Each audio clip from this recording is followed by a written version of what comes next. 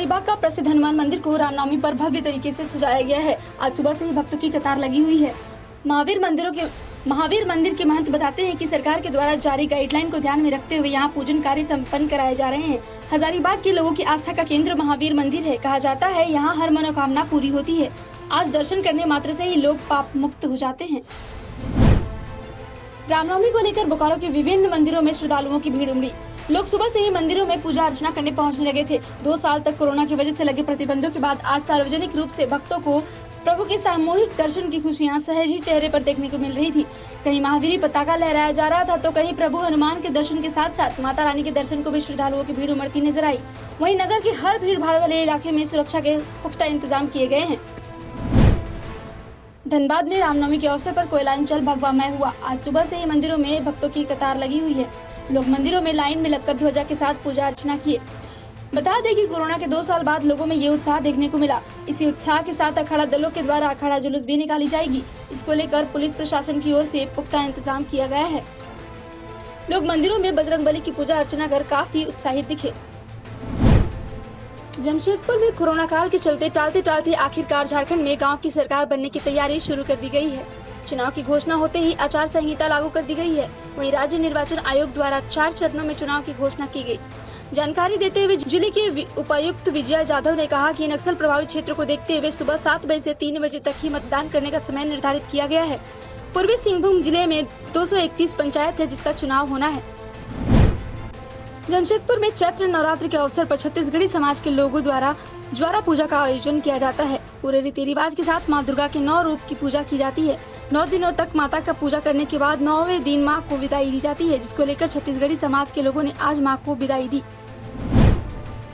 जमशेदपुर में कोविड काल के 2 साल बाद ईसाइयों में पाम संडे को लेकर काफी उत्साह देखा गया। इस मौके पर पहले से ज्यादा लोग इकट्ठा हुए। पाम संडे खजूर रविवार जिसे पैसन संडे या दुख भोग रविवार भी कहा जाता है। ईसाई परंपरा में पवित्र सप्ताह का पहला दिन और ईस्टर से पहले का रविवार होता है। यह पर्व यीशु मसीह के यरूशलेम में विजयी प्रवेश की याद में मनाया जाता है। यह कई चर्चों में हथेलियों में आशीर्वाद जुलूस जैसे पेड़ों से ताड़ के पत्ते या टहनिया के साथ जुड़ा हुआ है।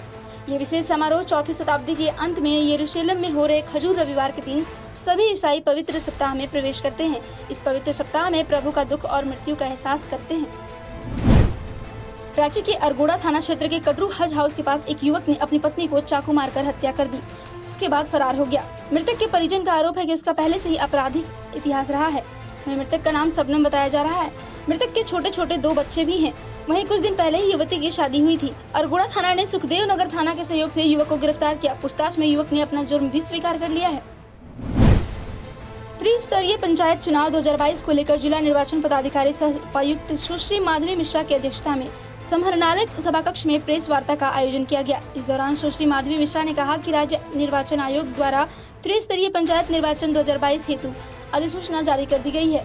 इसी के साथ पूरे राज्य में नगर परिषद क्षेत्रों और छावनी क्षेत्रों को छोड़कर आचार संहिता लागू कर दी गई है।